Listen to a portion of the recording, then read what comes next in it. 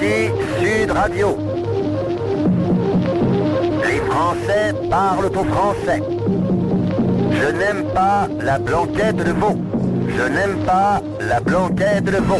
Sud Radio Berkov dans tous ses états.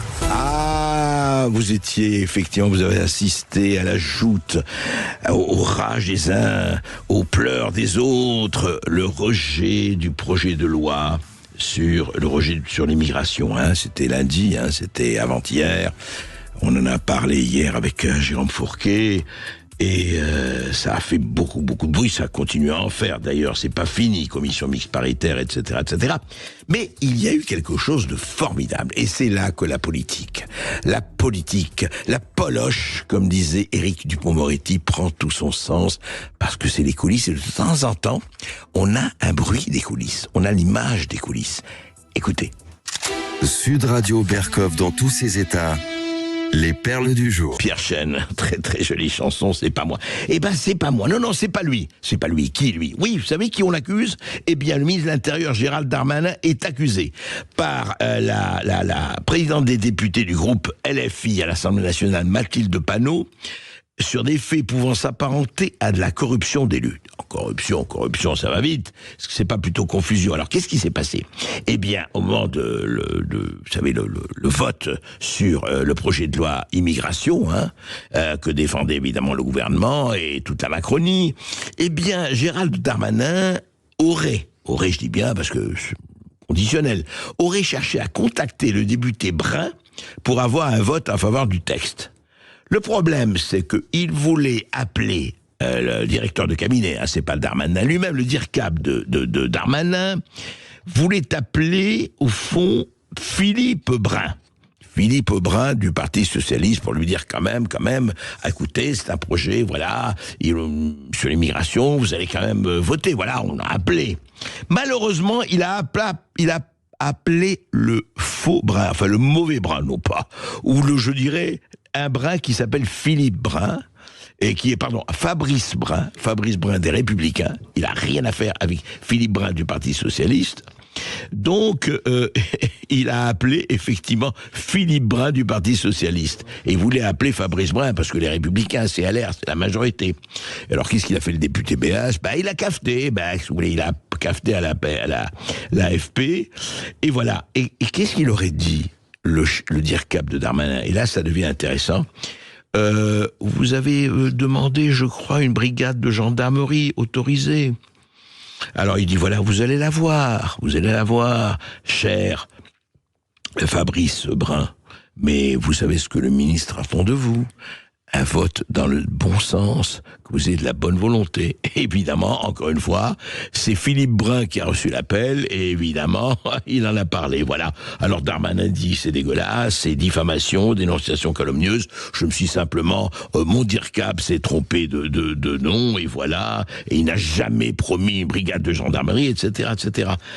C'est intéressant. Alors, effectivement, Philippe Brun, il a dit ça, Philippe Brun, le PS. Il dit, monsieur, quand il a reçu le coup de fil, monsieur le député, une bonne nouvelle, vous aurez une nouvelle brigade à Rosières.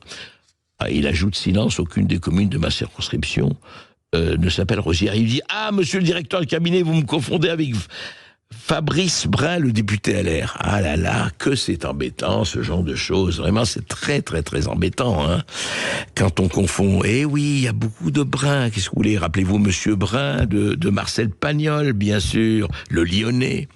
Voilà. Alors, on ne saura jamais si c'est du lard ou du cochon.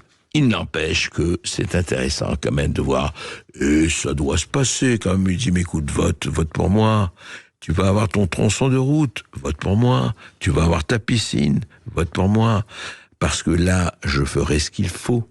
Mais vote dans le bon sens. Voilà. Ça s'appelle aussi la politique. Sud Radio Berkov dans tous ses états. Au soleil, la merveilleuse Brigitte Bardot, eh oui. Eh bien, qu'est-ce qui se passe en ce moment? Eh bien, je vais vous dire, il se passe quand même quelque chose et on va en parler à propos de Serge Gainsbourg, qui peut vraiment montrer que il y a quelque chose de pourri au royaume de l'Hexagone. Eh bien, vous savez, on ne va pas comparer avec l'assassinat de Samuel Paty, l'égorgement de Dominique Bernard. Eh ben, une professeure du collège Jacques Cartier dans les Yvelines est diffamée dans sa classe par des élèves. Qu'est-ce qu'elle avait fait simplement? La professeure de français d'histoire a montré un tableau de 5 femmes nues à ses élèves de 6e. Plusieurs d'entre eux ont accusé l'enseignante de les avoir mis mal à l'aise. Et oui, mal à l'aise, alors que depuis 3000 ans, depuis les statuaires grecques, romaines, etc., on montre des hommes nus, des femmes nues. Ah non, ça se fait plus, là, voilà. Alors les collégiens se sont plaints, le recteur de l'Académie de Versailles, et ce dernier, le rectorat de l'Académie de Versailles, a réuni les professeurs du collège pour leur rappeler le principe de laïcité. Attendez, de quoi on parle ? De quoi on parle? Alors on va la victoire menant le monde, eh bien on va lui enlever son sein peut-être. Vous savez, c'est extraordinaire, hein. Pendant que les fanatiques coupent les seins au sens vrai du terme, au sens atroce du terme, là quand on montre les seins d'une statuaire, etc., il faut couper. Vous imaginez ce que ça veut dire? Vous imaginez, on en est, et heureusement, le ministre de l'Éducation, Gabriel Attal, est allé à Issou, et il a dit ceci, et vraiment, il faudrait que tous les professeurs, tous les recteurs, tous les principaux, tous ceux qui se couchent sous le paillasson, tous ceux qui circulaient rien à voir, tous ceux qui pas de vagues, tous ceux qui ont peur de leur ombre et qui ne prennent aucune décision dans le manque de courage le plus élémentaire, écoute ce qu'a dit Gabriel Attal, écoutez. Je me suis rendu ce matin au collège Jacques Cartier à Issou, d'abord pour affirmer mon soutien aux équipes pédagogiques face aux événements qu'a traversé ce collège. Ça a été aussi l'occasion pour moi de réaffirmer quelque chose d'extrêmement clair. À l'école française, on ne conteste pas l'autorité, on la respecte. À l'école française, on ne conteste pas la laïcité, on la respecte. À l'école française, on ne détourne pas le regard devant un tableau, on ne se bouge pas les oreilles en cours de musique, on ne porte pas de tenue religieuse. Bref, à l'école française, on ne négocie pas ni l'autorité de l'enseignant, ni l'autorité de nos règles et de nos valeurs. Ben bravo Gabriel Attal, bravo. Il a prononcé les mots qu'il faut. Et à un moment donné, vous savez, si vous ne dites pas, si les princes qui nous gouvernent, si tous les responsables à n'importe quel niveau abandonnent le fait de leur frayeur, de leur lâcheté, parce qu'il y a de la lâcheté là-dedans, et disent tout simplement, voilà, au-delà de cette limite, votre ticket n'est plus valable, votre ticket d'extrémisme, votre ticket d'intégrisme, votre ticket de terrorisme n'est plus valable. Eh ben, Gabriel Attal l'a fait, j'espère qu'il sera largement suivi. On va se retrouver dans un instant sur Sud Radio après les infos de 13h. On a encore un bravo à vous faire écouter. Et puis on a Thibaut Giblin qui viendra nous voir. On va parler d'Europe centrale et de Hongrie avec Victor Orban. À tout de suite sur Sud Radio. Sud Radio. Sud Radio. Parlons vrai. Parlons vrai. Sud Radio. Parlons vrai. Ici Sud Radio. Les Français parlent au français. Les carottes sont cuites. Les carottes sont cuites. Sud Radio Berkov dans tous ses états. Il était question, c'est parisien, mais c'est beaucoup plus que parisien, de nommer une nouvelle station de métro du nom de Serge Gainsbourg. Pétition, 4000 signatures jusqu'à présent d'un noyau de féministes qui hurlent à la mort en disant que Gainsbourg était le dernier des pervers, incestueux, pédocriminel, le mot a été écrit. Alors, quid de tout cela? Eh ben, on va en parler dans cette cancel culture qui devient de plus en plus une cancer culture. Sud Radio Berkov dans tous ses états. Chanson date d'il y a 40 ans, pratiquement, c'est en 84 que Serge Gainsbourg a enregistré avec sa fille Charlotte cette chanson, très très jolie chanson, qui s'appelle, il avait fait un jeu de mots, Inceste citron, évidemment, pensant à un zeste de citron.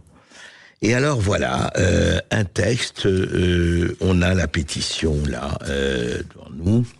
Et qu'est-ce qu'ils disent? Ils disent voilà que c'est inadmissible effectivement que nous ayons le texte un texte comme ça qui qui dit, voilà, les violences envers les femmes, notamment, et les tendances pédocriminelles, voire incestueuses de Serge Gainsbourg, pour ne citer qu'elle, sont pourtant de notre notoriété publique et nous sommes révoltés. Attention, écriture inclusive, bien sûr. Et nous sommes révoltés, accent aigu, .e.s, que sa personne, ce salaud, que ce pelé, ce galeux, d'où nous vient tout le mal, ça c'est moi qui l'ajoute, soit mise en l'honneur dans le métro de Paris. Voilà. Alors on est parti évidemment d'un zeste de citron, de cette chanson. Et j'ai demandé à Esteban, qui fait l'émission avec moi, et à Thibaut, de regarder de quoi il s'agissait.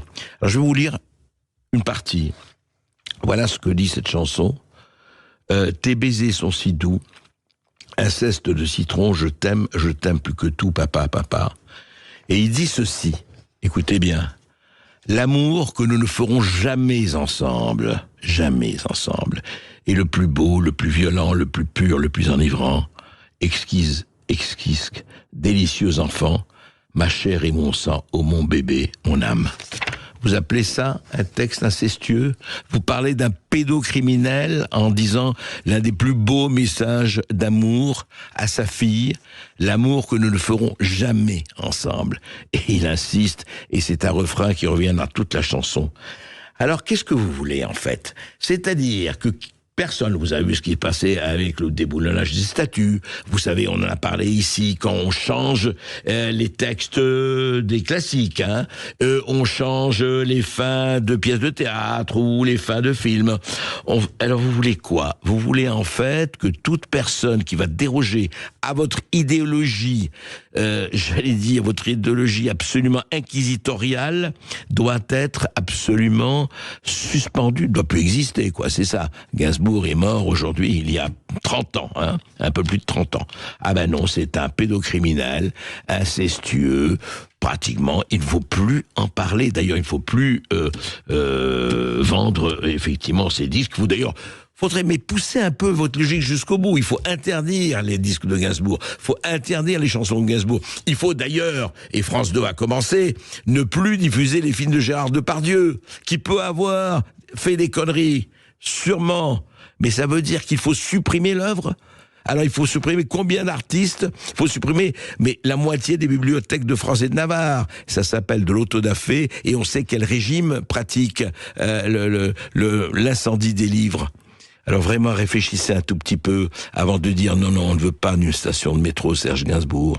Réfléchissez à ce qu'il fait, réécoutez ses chansons et ça va vous calmer, je vous assure, et vous faire beaucoup de bien.